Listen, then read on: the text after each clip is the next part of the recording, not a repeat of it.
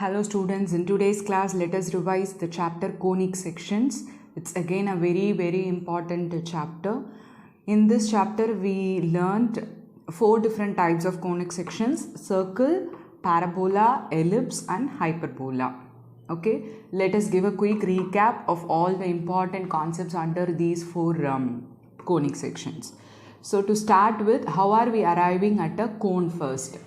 There will be a fixed line, fixed vertical line, we will denote it by L, and there will be another line M intersecting at a point V. V is the vertex, and this line which generates the cone is called a generator, and it inclines at an angle alpha with the axis. Okay, the surface generated by rotating the line M around the L with alpha remain constant is called a double napped right circular hollow cone. We will get a cone when this generator rotates. We will get a cone on the upper surface as well as in the lower surface, right? So this is called a double napped right circular hollow cone. This and all for the knowledge sake. Okay, now let us get into directly the first conic section what we have learnt, which is circle. So what is a circle? Right from lower classes we are learning it is the set of all points in a plane that are equidistant from a fixed point in the plane. So circle is a set of all points which is equidistant from a fixed point. If you take a fixed point, the points which has a equal distance from that point will form a circle. This fixed point is called a center, and this constant distance is called a radius. Okay, so what is the standard equation of a circle? X minus h the whole square plus y minus k the whole square is equal to r square. What is this r? R is the radius and h comma k is the center. Okay, remember x minus h the whole square plus y minus k the whole square is equals to r square, where r is the radius and h comma k is the center, and xy is a point on the circle, right? That's what all about a circle. So based on the circle we have solved problems. For example, if you see this question, they have given you the center and the radius. They asked you to find the equation of the circle. How to find the equation of the circle? We know what it is. X minus h the whole square plus y minus k the whole square equal to r square. In this directly substitute. Center is h comma k. Center is h comma k and radius is r. So in the place of h and k, you substitute 1 by 2 and 1 by 4. In the place of r, you substitute 1 by 2. Kindly, many students are making this mistake, so I am repeating it again. X minus half the whole square is not x square minus half square. Okay, when you have two different variables or two different terms, you have to square it by expanding a minus b the whole square identity. You should not do this like x square minus half square. That is not correct. Okay, don't make that mistake. You have to expand it using a minus b the whole square. Many students are committing this mistake. That's why I am repeating again and again. If both are of same term, like here is also x, here is also some x term, you can subtract or add, and then whatever answer you are getting, you can square it directly. In that case, you don't want to expand using a minus b the whole square. But if you have one x term and one constant, one y term and one constant, in that case you have to expand it using a minus b the whole square identity only. Okay, so after expanding and taking LCM and resolving, you can arrive at the equation of the circle, right? So one method we have seen, they will give you the center and the radius. They'll ask you to find the equation of the circle. So this is how only you have to do. Second one is, they have given you the equation of a circle. They asked you to find the center and the radius. We know the standard equation of the circle is x minus h the whole square plus y minus k the whole square equal to r squared. Only if we rewrite the given equation in this form, we can easily identify what will be the center by choosing this h and k and by choosing r as the radius, right? So first step, you have to rewrite the given equation in the form of x minus h the whole square plus y minus k the whole square is equal to r square. So how to rewrite it? Combine all the x terms together and combine all the y terms together. If they were able to be written like perfect squares, you do it, or else you go for completing the squares. What is completing the squares? You have to divide the coefficient of x by 2. You have to take the half the coefficient of x. That number should be added and subtracted. So here the coefficient of x is 4. So if I divide by 2, it will become 2. Now we have to add 2 square and subtract 2 square. Similarly, the coefficient of y here is 8. If I divide it by 2, I'll get 4. So 4 square should be added and subtracted. So you have to add and subtract square of the half the coefficient of x. So that method is called completing the squares. Only if you do that method, you can get a complete square. Right? Added term should be taken with this and subtracted term should be with the constant. Right? Now this can be written as x minus 2 the whole square. If the middle term is minus, you have to put minus. This can be written as y minus 4 the whole square. Then simplify all these constant terms and bring the number to the other side and try to express it as a whole square, this number also. If it is a perfect square, you can write whole square. If it is not a perfect square, express it inside square root. Once we have brought it in the form, we can easily identify the center and the radius. X minus h. So you should not take the value of h as minus 2. In the standard equation itself, we have minus. So the value of h is 2, the value of k is 4. So the center is 2, 4. If we have plus here, you have to take it as minus 4. Okay. So 2, 4 is your center and root 65 is your radius. Right. So if the equation of the circle is given, try to express it as a perfect square by using completing the squares method and then choose your center and the radius. Hope you got it. First we have seen how to frame the equation of the circle. Then we have seen how to find the center and the radius using the given equation. Right. Let us see this question now. They have given you 2 points on the circle and they even told you the center lies on the line. They asked you to find the equation of the circle. Okay. So how to find the equation of the circle? We need the center and the radius. So how we can do it? Since the points lie on the circle, you can substitute these 2 points 4, 1 and 6, 5 in the standard equation of the circle. We get 2 equations. Right, but we have 3 unknowns. So only if we have 2 unknowns in 2 equations, we can find it. Since both are equal to r square, we can equate these two, right, and expand using a minus b the whole square identity. We will get an equation in h and k. And also they have given you center is on the line. So we can put h comma k in this equation. So we will get another equation in h and k. So if we solve these 2 equations, we can find the center. Again, if we resubstitute this h comma k in any one of the above found equation, we can find what is r. Once we know the center and the radius, we can very well find the equation of the circle. You should not leave with this when they ask you to find the equation of the circle. You have to expand it and give your final answer in this way. Right? Hope you got it. See this question here, they have given you the radius and they told you center lies on x-axis and passes through the point. They asked you to find the equation of a circle. When you get a question, don't get confused. So do it step by step. Whatever they have given you, you apply it mathematically and proceed your problem. Definitely at one point or the other, you will get an idea. Right? So here they have given you the center lies on x-axis. So when a point lies on x-axis, its y coordinate will be 0, right? So center is h comma k. So k is the y coordinate. Therefore, the value of k is 0. And we know the equation of the circle. In the equation of the circle, if we put k equal to 0 and radius is given, so we got this. And also it is given a point on the circle. So we can put x and y as 2, 3. So we have only one unknown variable here. So if we simplify, we can find what is h. But we got 2 values for h. So you have to give 2 equations. When h is 6 and k is 0, what will be the equation? When h is minus 2, what will be the equation? Both the equations you have to do. So slowly you start your problem from the given statement of the question. Then you itself will get an idea what can be done further.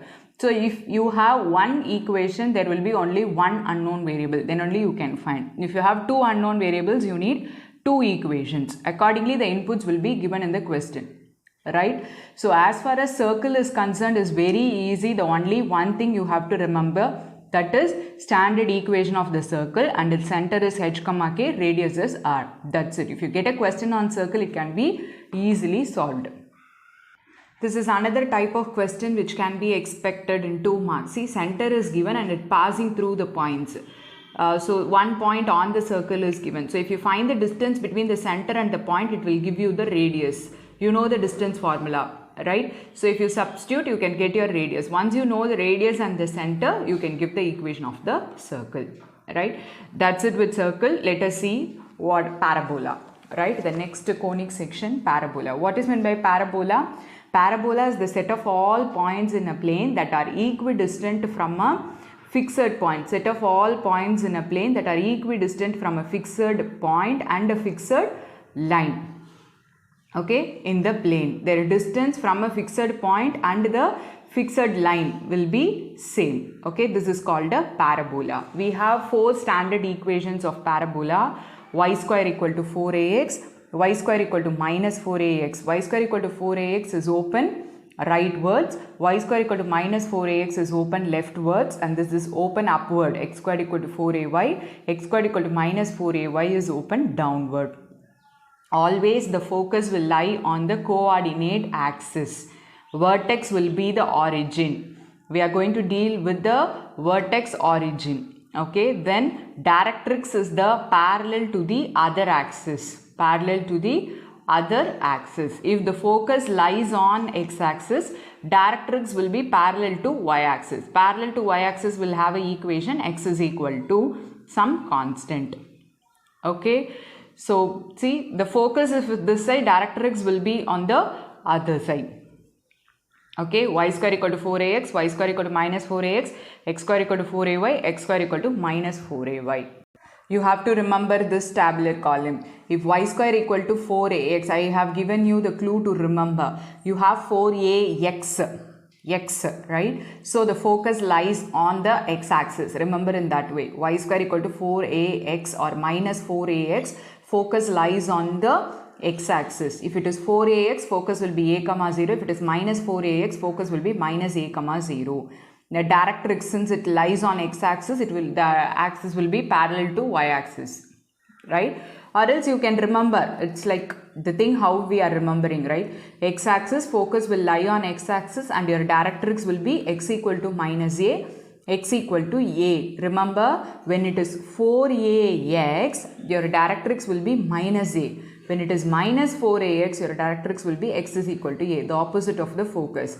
Vertex will be always 0, 0. Latus rectum, length of the latus rectum. Latus rectum is a line segment perpendicular to the axis of the parabola. It passes through the focus where the end points lies on the parabola, right? What is the length of the latus rectum for a parabola? It's 4a. When the standard equation is of the form x square equal to 4ay or minus 4ay, your focus lies on y-axis. So it is going to be 0, a or 0, minus a.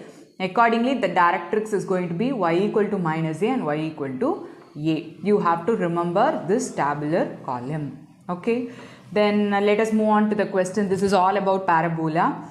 Now, if you see the first equation, they asked you to find the focus, axis, equation of directrix, length of latus rectum for the equation y square equal to 12x. Now, this is of the form y square equal to 4ax. Now, 4a equal to 12. So, if 4a is equal to 12, what will be the value of a? 3.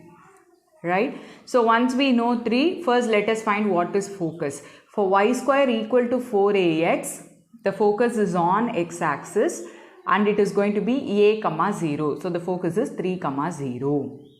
Which is the axis? Axis is on x-axis only. So, axis is x-axis.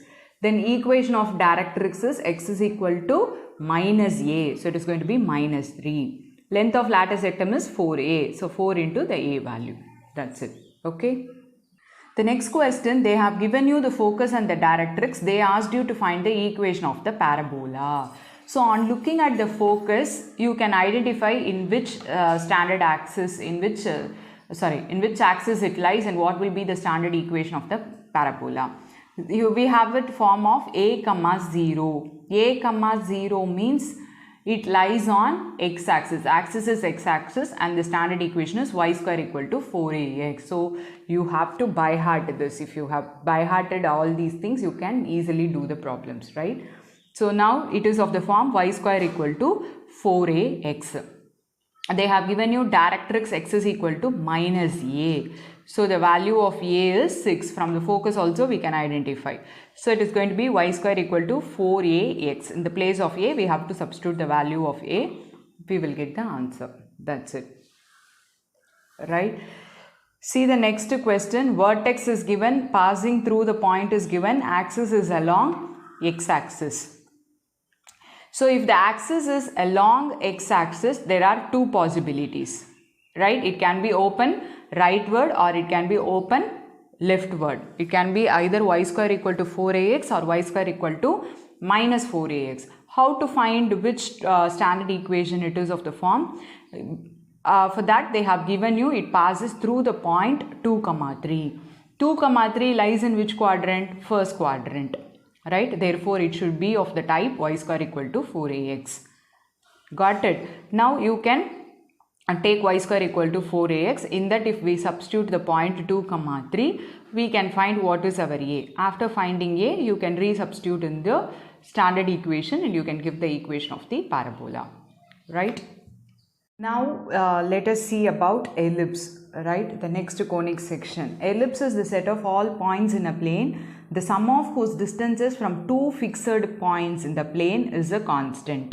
If you take a point and if you find the distance from this fixed point and this fixed point, and if you add, it will be equal wherever you have take. Okay, this is called a ellipse. The constant, which is the sum of the distances of a point on the ellipse from two fixed points, is always greater than the distance between the two fixed points. This is all about ellipse. Now we will see the features of the ellipse, right? So midpoint of the line segment joining the foci, midpoint of the line segment joining the foci is called the center. So center is the midpoint of the line joining the foci, and we have two axes, major axis and minor axis. Major axis is the line segment through the foci and minor axis is the line segment perpendicular to the major axis and it passes through the center. Major axis will pass through the foci, minor axis will be perpendicular to the major axis and it will pass through the center. Okay, then what are all the vertices? Vertices are the end points of the major axis, a, 0 and minus a, 0. We will denote the vertices as a, 0 and minus a, 0. In parabola, the vertex is 0, 0, remember. Okay, length of the major axis is 2a, length of the minor axis is 2b, distance between the foci is 2c. So semi-major axis is going to be a, semi-minor axis is going to be b, and the relation between a, b, c is a square is equal to b square plus c square. You have to remember all these things. What are all the things? Major axis will pass through the foci, minor axis will be perpendicular to the major axis and it will pass through the center. The coordinates of the vertices are a, 0 and minus a, 0, which are the end points of the major axis. Length of the major axis is 2a, length of the minor axis is 2b. Then distance between the foci is 2c. The relation between a, b, c is a square is equal to b square plus c square. Okay. We have another new thing for ellipse, which is called as eccentricity. Eccentricity is defined by C by A. Okay. We have two standard equations for ellipse. One is x square by a square plus y square by b square equal to 1. Another one is x square by b square plus y square by a square equal to 1. Hope you can make out the difference. Right. So if x square by a square plus y square by b square equal to 1, the ellipse will be like this. In the sense, the major axis is your x-axis. In this form, the major axis is your y-axis. Center is always origin and major and minor axis are the coordinate axis. Right? It is symmetric with respect to both the coordinate axis. And you have to remember all these things. Foci always lie on the major axis. If you are going to take the standard equation of this form, then the foci will lie on the y-axis. If you are going to take this form, foci will lie on the x-axis. But it always lies on the major axis.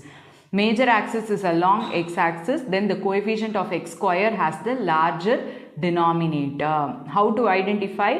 If the x square denominator is larger, then the major axis is along x-axis. If y square denominator is larger, then the major axis is along y-axis. In that way you can identify. Then come back to latus rectum. Latus rectum of ellipse is 2b square by a. For parabola we have seen 4a. For ellipse it is 2b square by a. So I repeat, what are all the things we have seen under ellipse?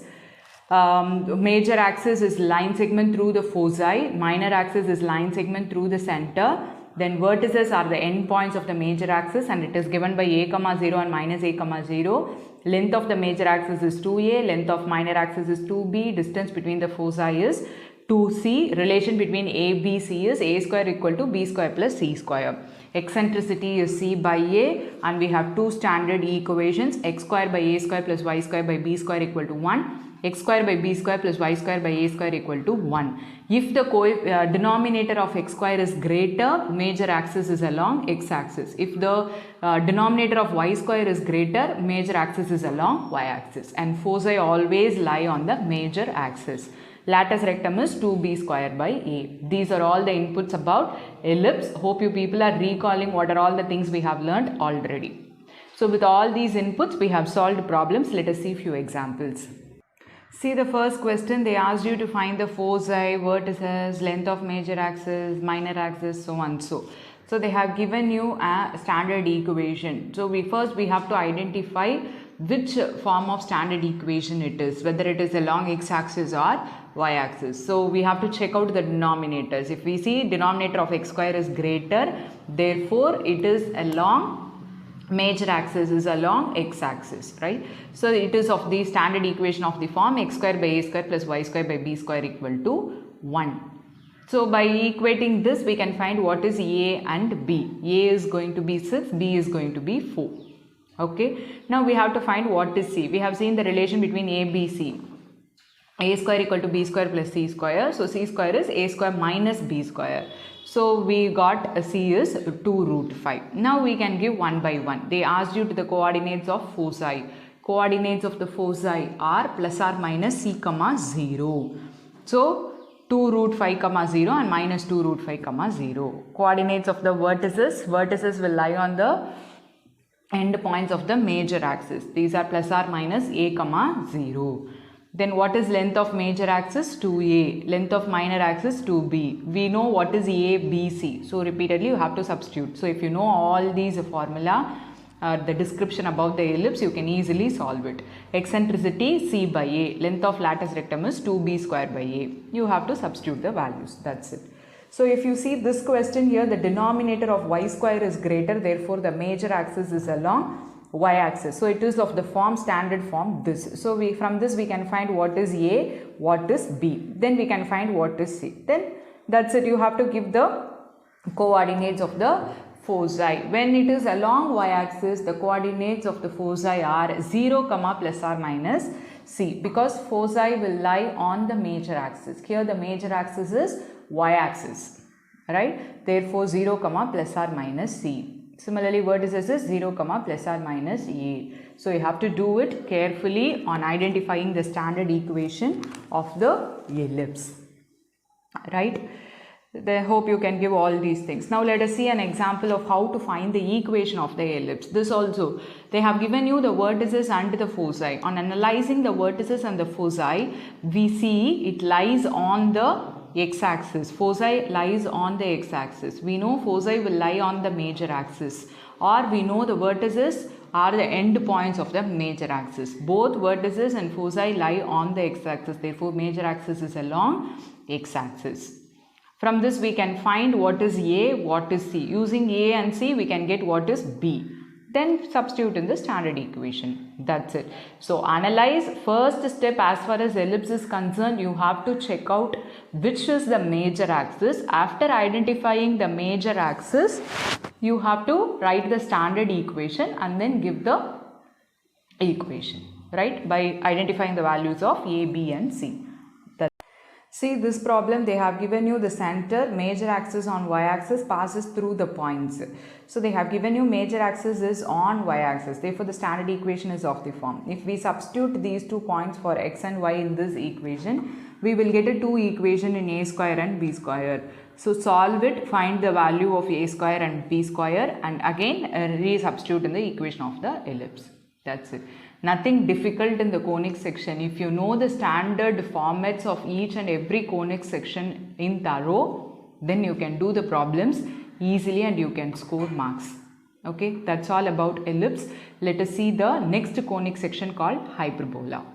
There is no much difference between the ellipse and the hyperbola, so you can easily remember the things. There, set of all points whose sum of the distances is constant. Here, differences from the fixed point is constant. That's it. There also foci we will denote in terms of C. Here also foci we will denote in terms of C only. Line, but the only difference there we will call it as major and the minor axis. Here we will call it as a transverse and the conjugate axis. A line passing through the focus is called as major axis in ellipse. Here we will call it as a transverse axis, and the line through the center and perpendicular to the major axis we will call it as a minor axis there. Here we will call it as a conjugate axis. Major axis we will call it as transverse axis. Minor axis we will call it as a conjugate axis, but the definitions are going to be same. Okay, points at which hyperbola intersects the transverse axis is called the vertices, and these two are foci. The distance between the foci is 2c, the distance between the vertices is 2a, and the length of the conjugate axis is going to be 2b, and the relation between a, b, c will vary. In ellipse, a square equal to b square plus c square. Here, c square equal to a square plus b square. Okay, so don't get confused. There, a square equal to b square plus c square. Here, a square plus b square equal to c square. Okay, so b is going to be square root of c square minus a square. You can remember in this way, the order is not going to change. A, B, C. Here also A, B, C. There also A, B, C. In that way you by heart. There a square equal to will change. A square equal to b square plus c square for ellipse. And this is for hyperbola. Only the position of the equal to you should change. A, B, C in the same order. Okay, a square equal to b square plus c square for ellipse. A square plus b square equal to c square. This equal to should be shifted here. If you remember this, then if you need for c, then you can write appropriately. Don't remember 2, 3 things, then you will get confused. Then eccentricity is same c by a. Let us move on to the standard equations of hyperbola. The same way we have two standard equations. X square by a square minus y square by b square equal to 1. There it is plus, here it is minus.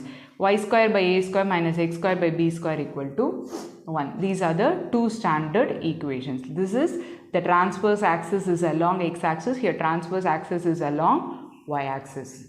Okay. Length of the latus rectum is same, 2b square by a. Now let us see the problems. So find the coordinates, the foci, vertices, all those things for this standard equation. So comparing with the standard equation, the same procedure. We can identify what is a, b, c. Then once we know, we can give all the things, because we know the coordinates of the foci are plus or minus c comma 0, because the transverse axis is along x axis. Vertices are going to be plus or minus a comma 0, eccentricity is c by a, length of the latus rectum is going to be 2b square by a. If you substitute, you can get it, right? That's it guys, how to find the equation of the hyperbola. That is also the same way as we have done for ellipse. So first, on looking at the vertices and foci, identify the transverse axis, whether it is along x axis or y axis, you have to identify. Then fix up your standard equation, find the values of a, b, c and substitute, you will get it, right? Hope I have done with all the models of the problems. And if you see here, they have given you the latus rectum. Using latus rectum, you can find the relation between b and a, and already c value is given. So if you resubstitute, you can find a. Then using a, you can find b. That's it. As I told you, proceed your problem from the given data slowly. You itself will come to know what should be done to obtain the value of A, B and C. Then accordingly you can get it. Right. So I have recalled all the important things about the conic sections. Hope you people also recalled the content which we have learnt in this chapter. Right. So with this, let us wind up today's class. I want you to practice all these problems don't watch the video like a movie. Only if you do it, you will come to know, you will get 101 doubts and mistakes. So do all these problems once again and post it in the group, and if you have doubts you can ask me. Thank you, students.